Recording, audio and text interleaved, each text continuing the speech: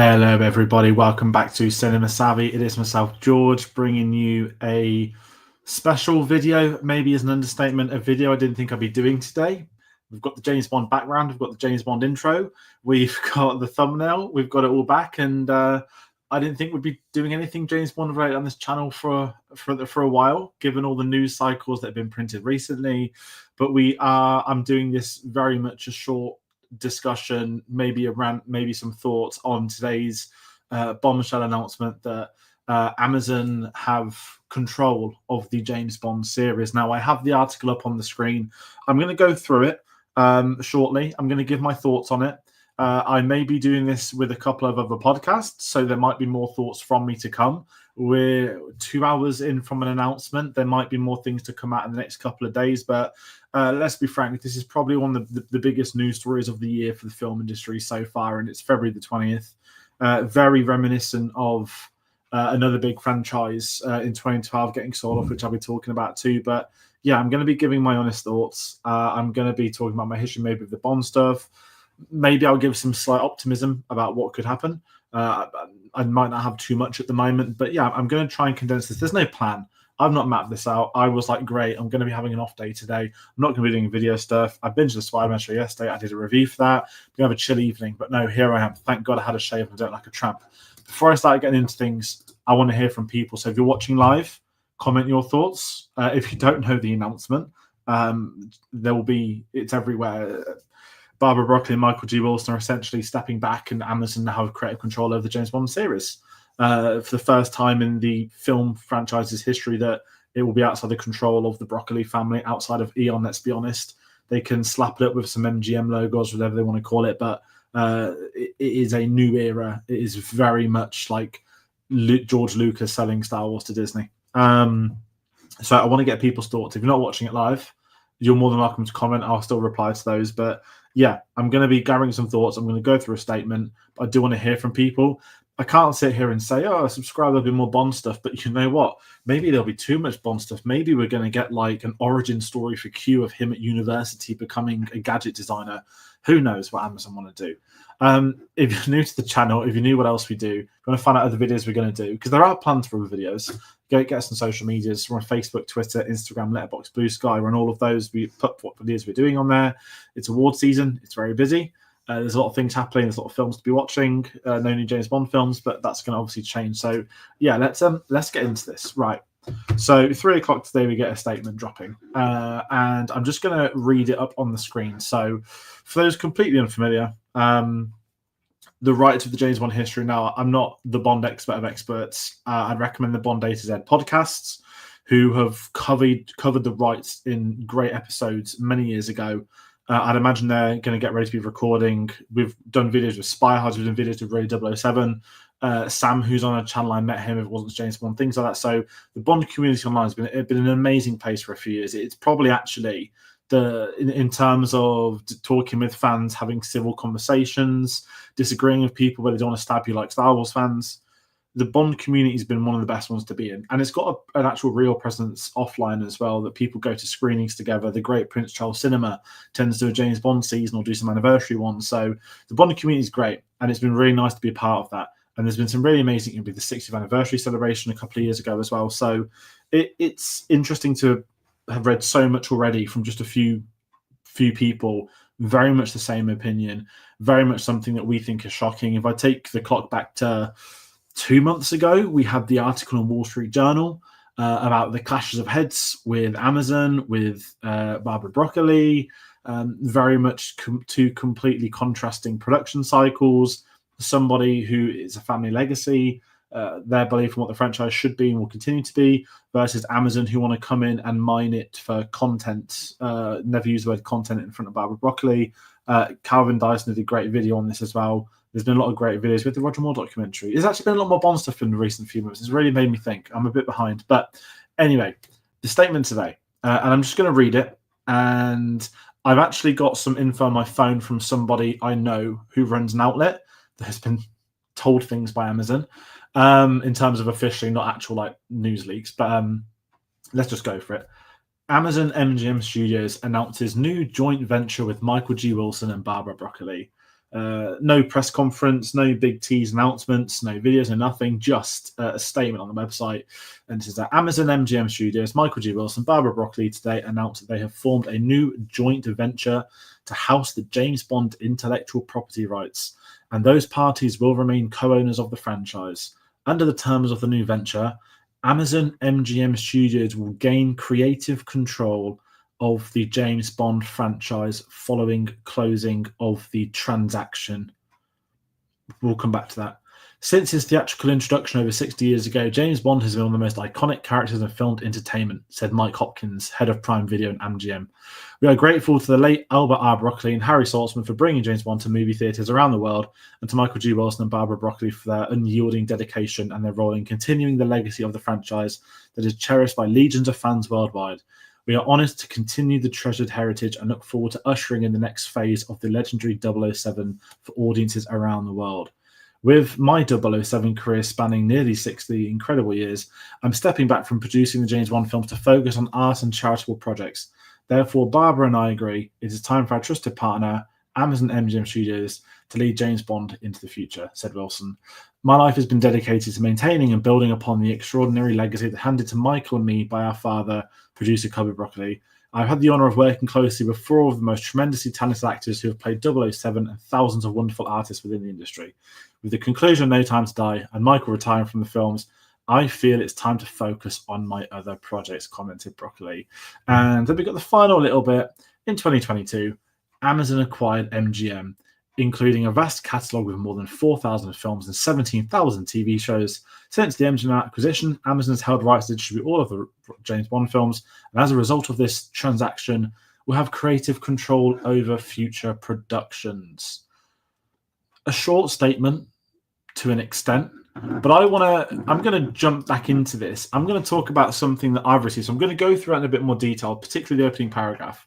But I have a message here from a friend who runs an outlet. I'll keep him nameless, but if he's watching, he knows who he is.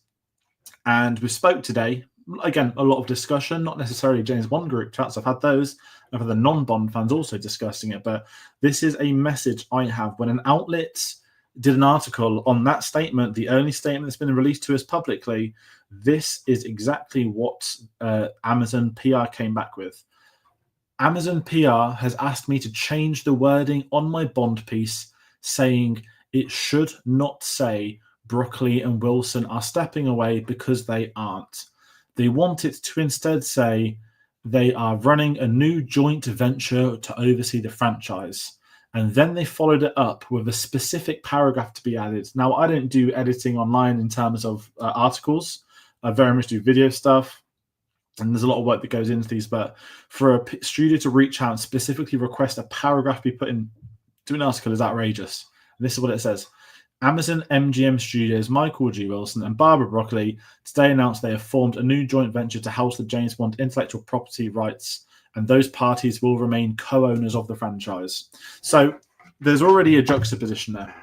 The 007.com, the website in which Amazon put everything through, the website in which everything comes out about the Bond films, right? It's traditional. They would put an article out to announce they're doing a new season or some concert or a film or a press conference or something. Very old school, 007.com. Almost like transfer windows in football evolved. It was never official till it was on Arsenal.com. And that's what Bond's been like. Even with the modern social media era, the scoopers have never really done well with Bond. The ending didn't leak to No Time to Die.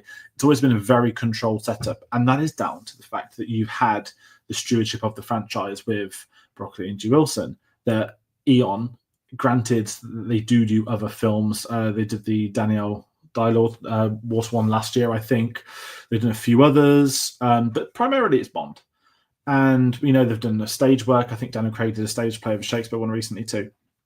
But very few things leak. And it's always been a protected franchise. And this is kind of where I start to lean into my personal thoughts on a lot of this and a lot of other things. And I'll be talking about other franchises too. But Bond, to me, is like the pinnacle of British filmmaking. Not only does it have a history going back 60 plus years, it is the production that if it's shooting in England, that's what everyone would want to work on if they could have the option to. Now, I've been very lucky. I had the opportunity to do so at an old job. but it is that buzz that there's a Bond film filming. Why is it such a big deal there's a Bond film filming? Hey, there's 25 of them. Well, there's 35 Marvel films and they've been around for 16 years now, and that's just the MCU. I mean, starting to see that bubble burst. It hasn't really reinvented itself as a franchise. It's been took over by Disney, of course. So for Star Wars, there's been 11 films. The first 6 of them were across 28 years. And then we had, 5 in 5 years. And we've got all the TV shows, all the streaming shows, everything. And obviously Star Wars is different to Bond. And I'll talk about Marvel too. There's completely different franchises. But we have seen with acquisitions in this industry of big intellectual properties, again, the obvious one's always going to be Star Wars that's spoken about. A lot of people put that photo of George Lucas at Disneyland looking miserable, which I think is a bit unfair on Lucas in that photo. He knew what he was doing. George Lucas sold the company knowing he'd hired Kathleen Kennedy as the president, one of the most successful film producers of the last 4 or 5 decades before that point, who'd worked with him on multiple Indiana Jones films, who'd worked with Steven Spielberg and many other industry greats. George Lucas put her in charge, contrary to what some people want to say these days. And on top of putting Kathleen Kennedy in charge, he also made sure that Carrie Fisher, Mark Hamill, Harrison Ford would sign on to do the new films. He wrote treatments for those films, which is very well known, and they were given to Disney. Now, Disney obviously didn't use them. Different conversation. We'll never know those full ones. There's inklings online of what they could have been about. But Disney didn't use them. And obviously we then got the sequel trilogy, we got the spin-offs, we got the TV shows, etc., etc. Now, Star Wars is divisive. But Star Wars isn't called Anakin Skywalker. Star Wars isn't called, Obi-Wan Kenobi. Star Wars is an entity. It's a Wars in the Stars. It is designed to be a universe. Granted, we have these episodic stories, but you look at George Lucas's origins of this, and it was very much the comic cartoon strips you get in the 30s, serials. So Star Wars lends itself to being bought by a company like Disney, who could then milk it dry. Now, I'm not moaning about that, because if I had to sit there and say I wish I never bought them, we wouldn't have had the sequel trilogy. And I like 2 of those 3 films. But in terms of the buzz, the reaction, how big it's been, we wouldn't have things like Rogue One. Star Wars wouldn't be around like it is now. We certainly would have had The Mandalorian and or Skeleton Crew, which was great. That series lends itself to be varied in so many different things coming out. James Bond doesn't, because it's James Bond. It's a series of books written by Ian Fleming before the films, during the films, technically posthumous with a few sort of other ones that were done. But it isn't the adventures of MI5. Yeah, James Bond's the lead, but here's Q, here's Moneypenny, here's M. And I appreciate the film sometimes have put a balance onto some of those characters more, and sometimes it's worked in their favour, but it's coherently James Bond. It's about this one character who has been played by 6 actors in this official series, and it isn't been about milking it. It's been about the event status that there's a new Bond film coming up. There's a new Bond film entering production. Can we work on it? Who's going to be playing Bond? Who's going to do the theme? Who's going to be the villain? Who's going to play M? Who's going to be Q? There's so much excitement around James Bond because it's an event status film. It's an event series. Even the games, growing up with the PlayStation games, there's so much history there. And they're meant to be doing a big game behind the scenes at the moment, aren't they? There's been some probably stuck in development. How now, God knows what's going to happen with this announcement. But there's a game in production done by the people that did Hitman.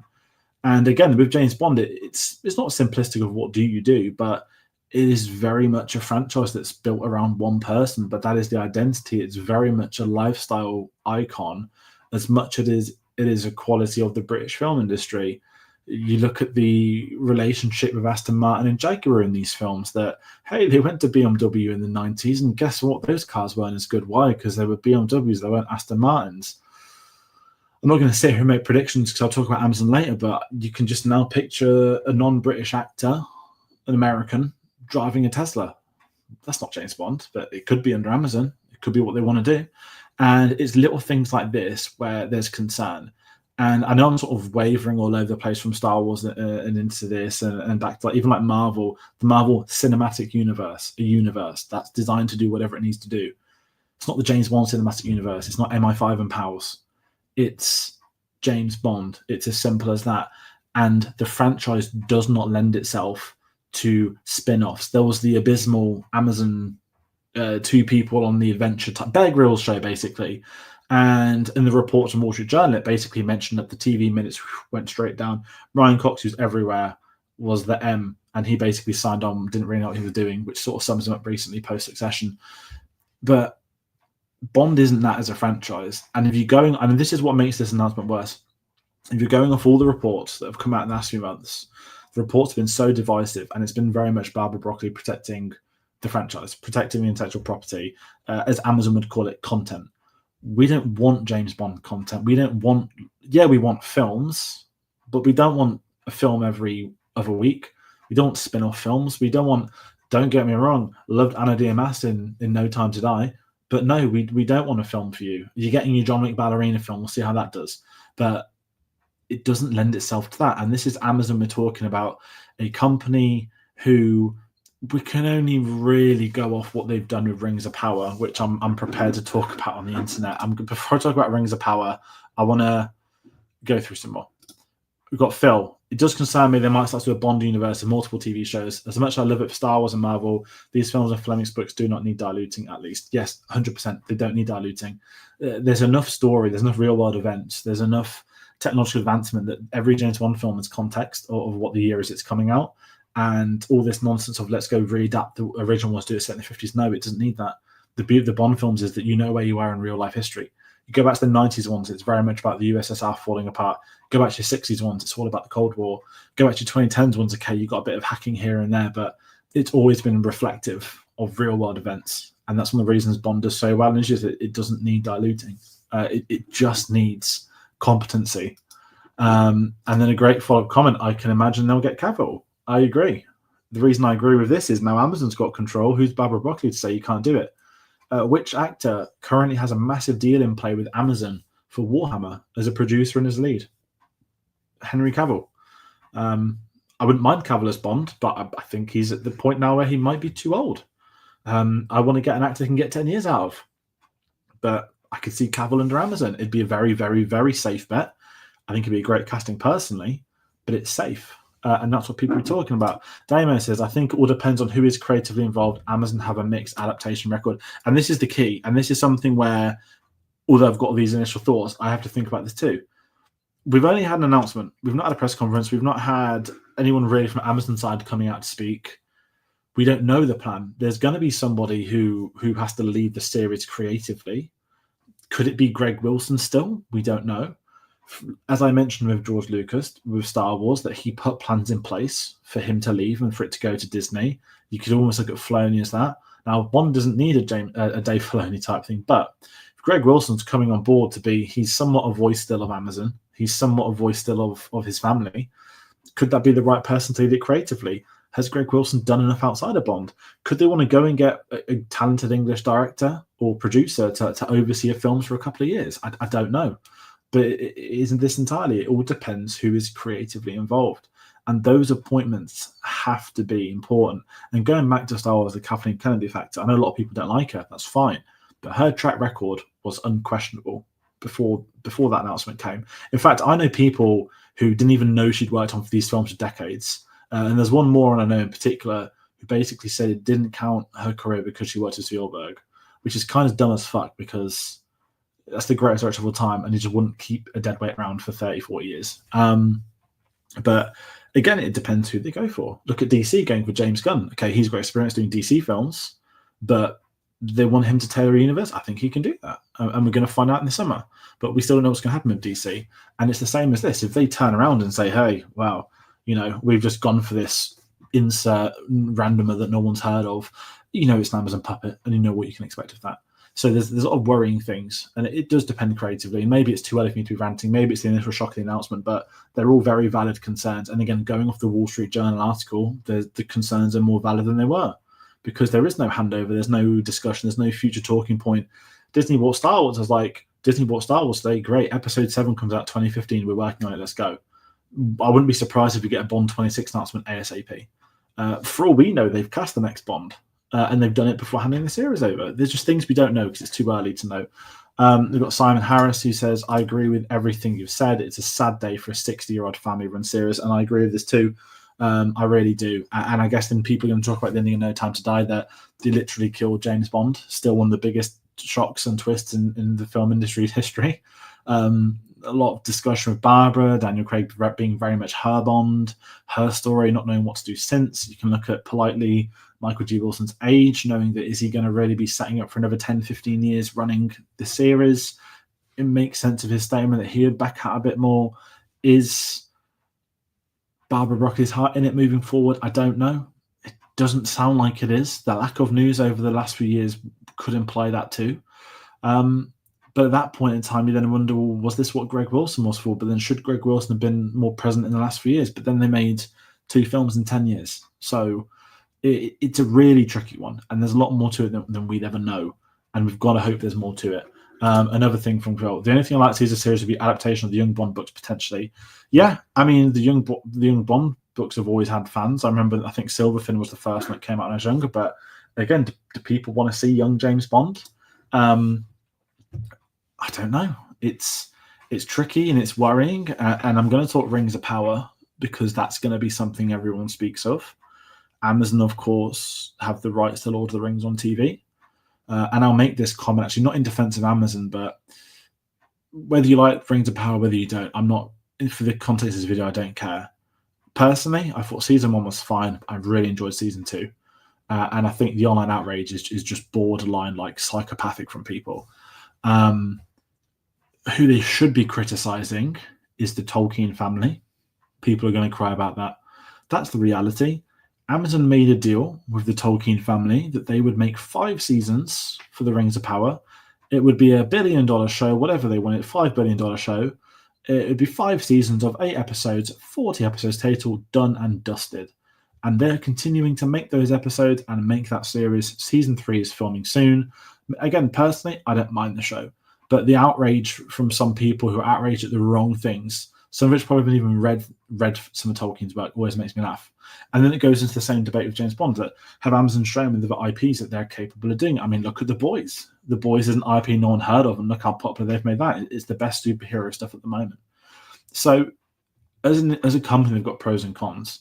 Then you have to think about your Bezos. You have to think about the articles that have come out recently. And for me personally, that's not who I'd like to be stewards of James Bond.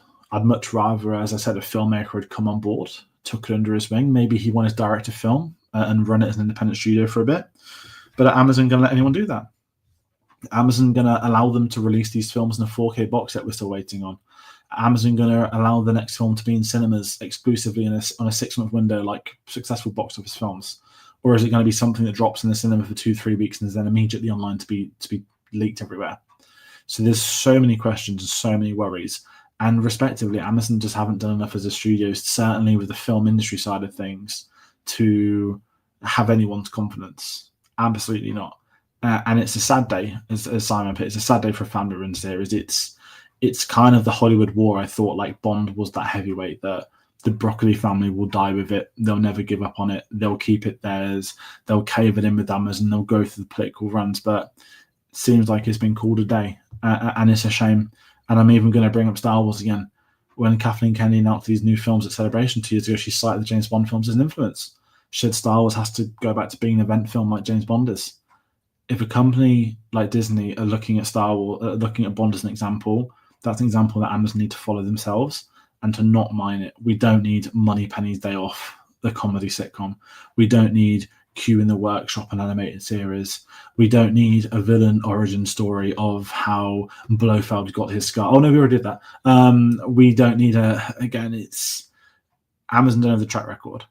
And then it comes down to what creative teams they're going to hire. Look at the directors they've gone for in recent years. The fact they had someone like Sam Mendes direct 2 Bond films, someone who isn't a typical Bond director. Obviously, the people always talk about Nolan. It's not happened. Probably will never happen now. We can look at Casey Fukunaga, who we can't really talk about for his dodgy dealings, but as far as director goes, that's the guy that did True Detective. They've gone for the more auteur filmmakers in recent years, and I've enjoyed that, and that's made the series more prestigious. But do Amazon call in a hotshot right-hand man they can piss around with? Do we get a Red One type scenario where you put a star in the leading role and then he starts running it himself? There's a lot of very valid questions and concerns, and it's up for Amazon, it's up for Eon to do better with it. And I'm going to kind of end the video, not like now instantly, but I'm just I'm heavy into that. I don't have too much more to go off, but it's a weird day. As I said, it feels like the last form of defense against the Hollywood elite bullshit's died. I'm worried if I give some more. I'm worried about them doing an American Bond. That's not racist. I don't give a fuck. James Bond's British. Make it be British actors, British cars, British setting, filmed at Pinewood on the 007 stage, not in some grotty green screen room on the other side of the world. Not some cheap stuff around. Not Jeff Bezos likes this girl, so wants this guy in a film type crap that he probably would do. There's so much they've got to get right creatively, and I don't think Amazon have it in them. Again, we've seen the articles. We've seen what they want to do. We've got a Meta Whovian says it's sad, sad, sad. Again, Doctor Who. There's one there. Part of the Disney banner now. Concerns about a third series, overblown by the UK media as always, but I think I've not seen the Disney episodes, but it seems very much that Disney's bailed out Doctor Who from BBC holding it back. But again, it's that American money coming into another British thing, isn't it? Let's release this Doctor Who earlier in America because it suits everyone else's better than your own, even though it's a British thing. Phil, what I really worry about is we need an appeal to the American market approach and try and make a fierce light series and make them as big as Bond approach. And the worst thing is I could see them doing any avenue under the sun to try and mine this as much as they can. Now, if there's something good I want to see come from this, I'm not just saying merchandise for the sake of it because there's not enough, but the one laughable, funny thing online is how poor the James Bond store is. Whether there's marketing deals need to be done, we've had like a Lego set in the last few years. If they could like do a bit more of the commerciality side of things, make it more appealing for a younger demographic. That doesn't mean make it a kids' film, but it means is that you're making films with James Bond in it, which means you can do some merch, you can release some cars as merchandise, you can make some of this stuff affordable, you can make some games to bring in the younger audience to be able to play along to it. You know, there's a generation of us that grew up with the likes of GoldenEye, that grew up with The World Is Not Enough, that had those Nightfire games in the early noughties too. That stuff's been missing in recent years. And if Amazon can somehow help plug those gaps, then that's great for me personally. That's something I think the series needs. That's something I'd like them to do. But again, at the end of the day, I don't give a shit about the merchandise. What's more important is what comes on the screen and what is made. And we're going to find out, aren't we, in the coming maybe hours, days, weeks and months. There's going to be James Bond news galore. And that's going to round out this video. So it's more of a one-man monologue rant. I need a bit of time to get some more thoughts. I will be going on another podcast tonight, and I'll share that when we do it. I may be going on a second podcast. I'll share that too if we do it. So I'm really excited to hear other people. And that's why I don't mind doing this video solo tonight, because I want to get my thoughts out there, get them on the system, and then I can start listening to other people. I want to hear people's worries. I want to hear people's concerns. And I want to hear things they may be looking forward to, things they think could work. Because that's what we want. Ultimately, we want it for the beneficiary of this series, for the fans as they speak of. And yeah, we're going to find out. So that's going to do it for this video today. Thank you all so much for joining on the live stream, for people that have been watching this. If you're a fan of the channel, we did a massive James Bond retrospective in 2021. It was probably one of the best series we ever did in this channel. We went through every single film, one film a week for 25 weeks. We brought on so many amazing guests. Many of them I can call my friends now. People we've seen outside of this. As I mentioned, the Bond's got a great community online. And even like football stuff, there's like Bond chats that are dedicated to football, which is just full of shithousery. So it's a very worrying time to be a James Bond fan. But at the same time, it might end up coming out better. Who knows? We'll find out in a few years. So that's going to do it for this today. There'll be some more Oscar stuff for the next week, but I don't think any Bond fans are going to care about the Oscar stuff unless the new Bond walks out of the Oscars, which I very much doubt. So that's going to do it from me today, and we'll see you all on the next one. Take care.